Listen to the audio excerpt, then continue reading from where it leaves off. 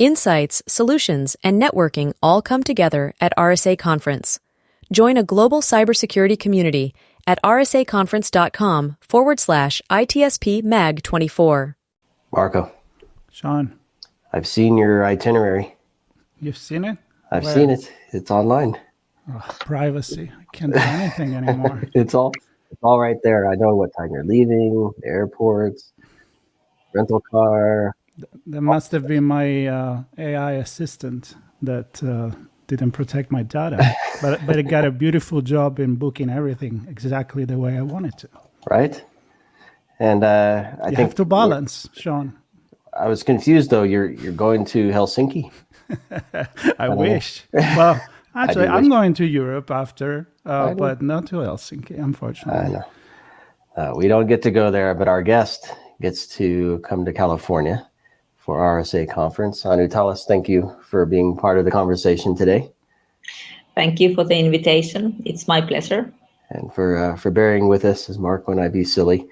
But this is an important conversation, and I want to congratulate you on being part of RSA conference. This is part of our coverage on the Chats on the Road to RSA conference.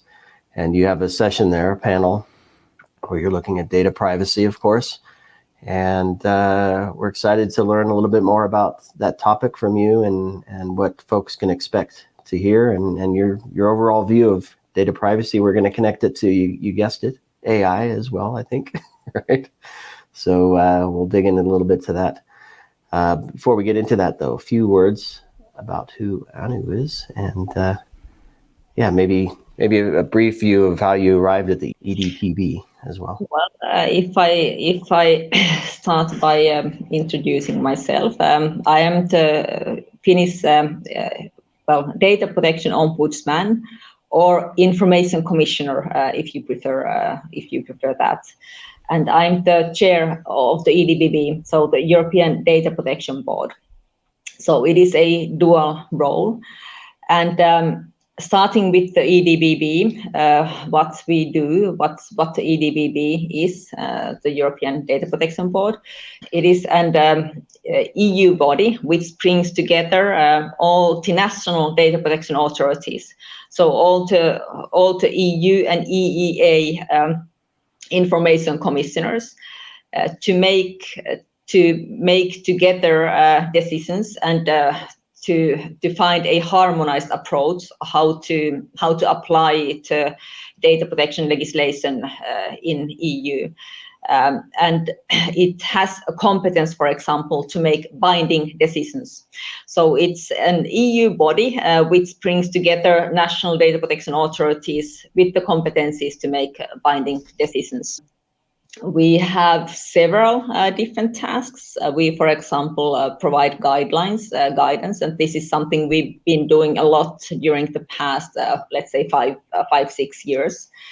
Because I don't know, perhaps you've heard of the GDPR. So the GDPR became applicable about 6 years ago. So this is why we have been focusing a lot on providing guidance in the past 5 years and ensuring the consistent application throughout the European Union.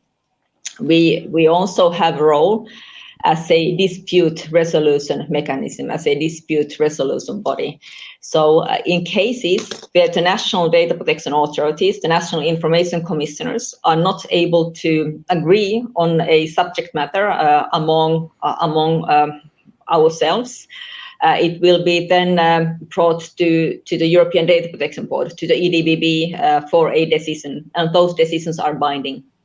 So this is the other role, and then also we, for example, provide advice for the European Commission. So when the European Commission is, for example, is working on a legislative proposal, this is when we would provide them advice. And examples of that would be Digital Euro, and then, for example, the AI Act. But this is also one of the tasks of the board. So you made a pretty nice overview, and every time you touch on something, I'm thinking with AI, this got more complicated. You know, and so a few questions that I'm sure we're going to ask you, and I'm going to start with how is affecting the GDPR this very fast evolution of artificial intelligence? Well, you probably know about the AI Act, which was quite recently, agreed on. Well, starting with the GDPR, it is drafted in a technologically neutral way. And how the GDPR works with the new digital legislation, it sets the grounds. It sets the ground for all the new legislation which have been developed now in the past years. The AI Act is not the only one. There are also other EU level legislation which has been agreed on in the past years. But of course, the AI Act, it's a very exhaustive piece of legislation, and it has a lot of overlaps with the GDPR, which is the law which regulates the processing of personal data and the data privacy. So the GDPR sets also the grounds for the AI Act, and even when the AI Act is applied, the GDPR must be applied at the same time when it is about processing of personal data. So quite often when we are talking about AI and AI applications, it also includes a processing of personal data. There might be models which are entirely based on processing of personal data, or at least the application would contain some processing of personal data. So when the AI Act is applied, it must also go hand in hand with the GDPR. What is very interesting here at this very moment, because it has quite recently been agreed on, is that who will be the ones who will enforce the AI Act. And this is, of course, for us, from the regulators' perspective, a very important topic, because what we want as an EDPB is that there will not be fragmented enforcement. And now it is for all the member states to decide who will be the competent authority in each member state to enforce the AI Act. And by so far, many of the data protection authorities who now supervises the application of the GDPR have actually already enforced AI. So when there is processing of personal data at stake, and when you are enforcing a GDPR or the law enforcement directive or the national implementation laws of that, you are also enforcing AI-related matters. So there is a lot of experience already gained by the national supervisory authorities when it comes to AI, and it would be very important to get this experience in use when it will be decided who are the competent authorities to enforce the AI Act. So many questions, because one part of me thinks having the GDPR there as a layer might help with the AI Act, certainly with the protection of personal information as part of looking at the role of AI in business and society. But then just the world of AI is so broad. I'm thinking things like collecting publicly available information and creating potentially private-like information, so deep fakes and misinformation and those types of things can make it really complex. I don't know if you can share how broad the AI Act and GDPR go in terms of things of those nature, or the scenarios like that where, I guess misinformation or wrong information or deepfake types information come around? Well, yes, there are a lot of possible scenarios. I do agree on that. Some of these scenarios would involve already some aspects of processing of personal data. Of course, the AI Act then will bring another layer on the top of it. I cannot really go into details yet. We have quite a general approach at this stage, and we are also very much focusing on the enforcement and to this question, to avoid the fragmented enforcement. This is what we are focusing very much at this stage. But what would be important is that when there is an overlap, and if there are different authorities who are enforcing this, it should. Well, this is basically what I've been keep saying here. You should have the same outcome. You should have the same approach, regardless of who is the authority enforcing the AI Act. And here I think that regardless of who will eventually then be the competent authority to enforce the AI Act, there will be a lot of cooperation between the data protection authorities. So there will certainly be an important role for the data protection authorities to play also in those cases. So yes, I can see that there are many different scenarios you could play with when we are talking about the protection of personal data and AI.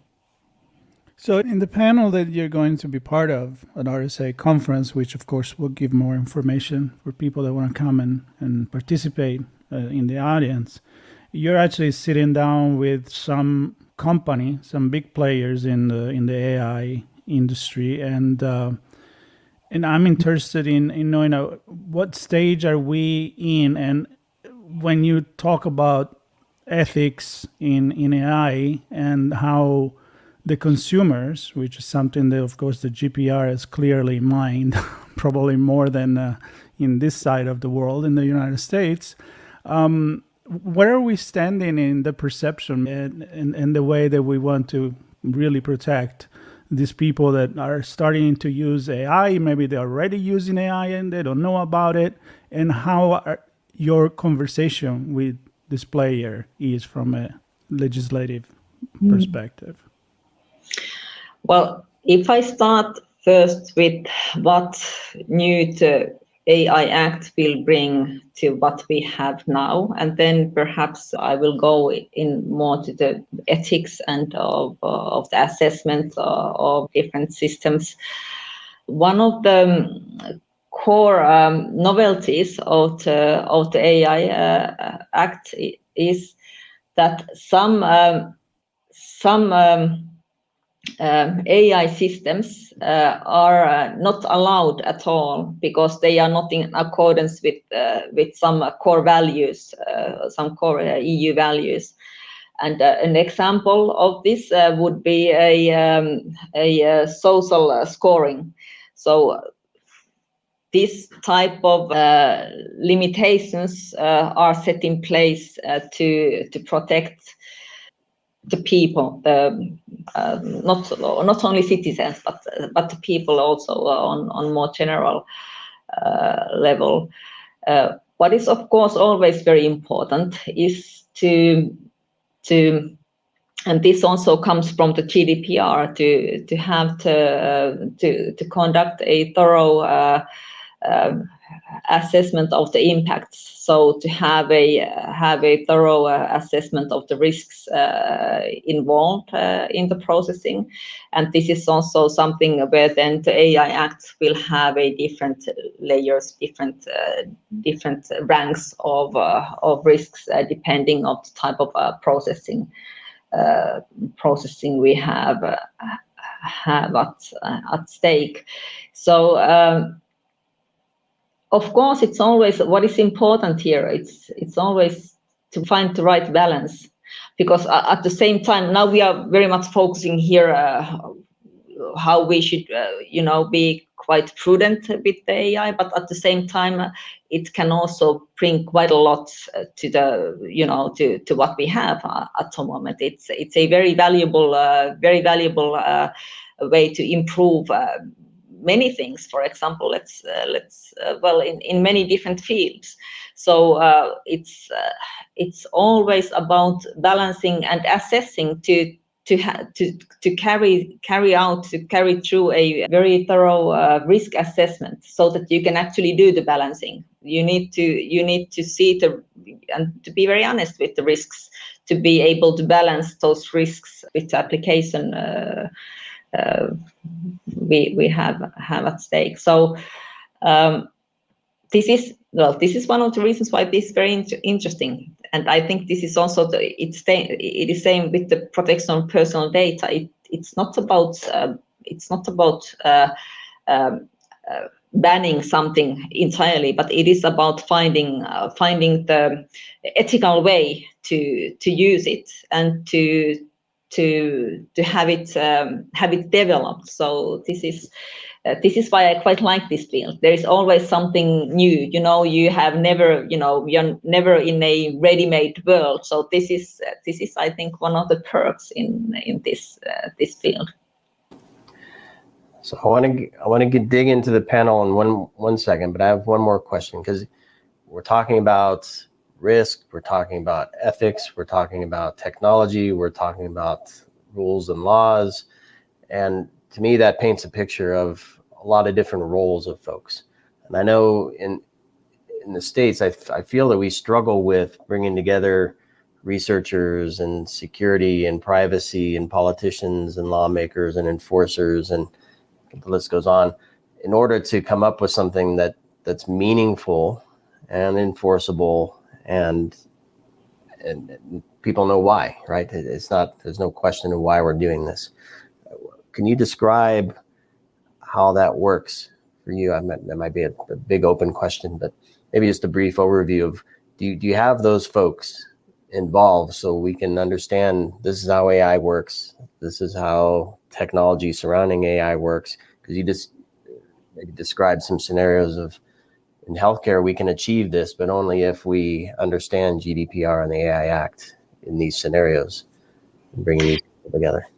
Well, normally when Commission makes a proposal for legislation, there is normally a stakeholder hearing in the beginning. Now I don't know the details of what has about all the hearings which have taken place for this specific piece of legislation.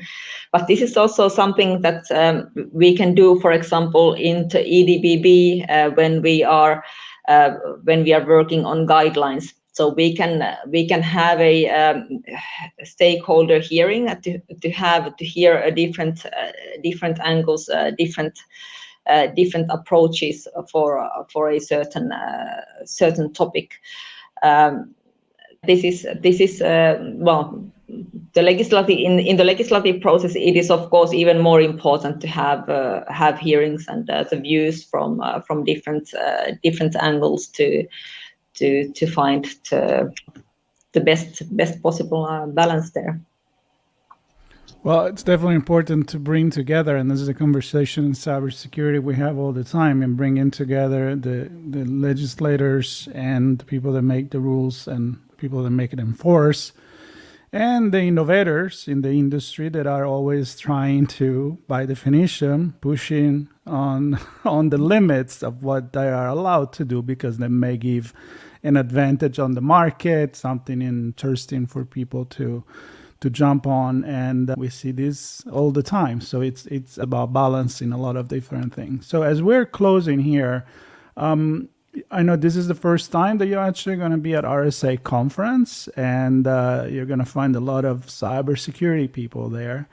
And what are you expecting maybe from this conversation that you're going to have as a panelist? And maybe from the people that you meet there? What are you going to bring back to Europe?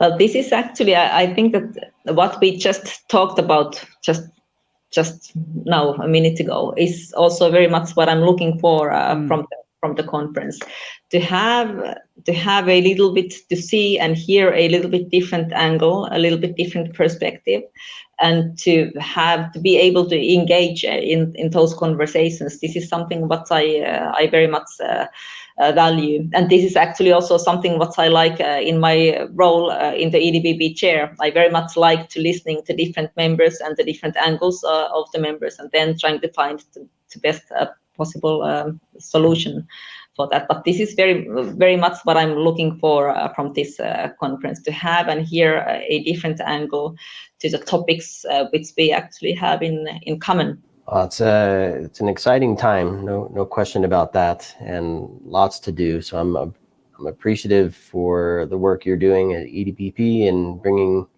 your knowledge to the U.S. and bringing your findings from the U.S. back to Europe, so we can be a little more consistent. I think you used that word earlier, and so I'm excited for that. And your session, it's a panel. It's called AI Governance and Ethics, a discussion with the big players. It's Thursday, May 9th at 8:30 in the morning, local time, of course. You have Chief Privacy Officer, and head of privacy and General Counsel. A good panel to have a good chat about. So I'm encouraging everybody to go and listen. If people in the U.S. think that this isn't coming to the U.S., think differently. We might be a little behind Europe in terms of privacy regulations and things like that, but we see it coming. So this is an important conversation to listen to, and I encourage everybody to attend the event, attend that session. And Anu, I want to thank you for joining us today, and for making the time, and wish you a safe journey to San Francisco. And thank you. Look forward my trip there. Yes, well, and look forward to meeting you there as well. And thanks, Marco, for a good chat. Thanks, everybody, for listening to this episode of On Location with Sean and Marco, Chats on the Road to RSA Conference. Still one of many episodes coming. Lots to talk about. Data protection, AI, one of them. So thanks, everybody, for listening, and we'll catch you there. Insights, solutions, and networking all come together at RSA Conference. Join a global cybersecurity community at rsaconference.com/ITSP Mag 24.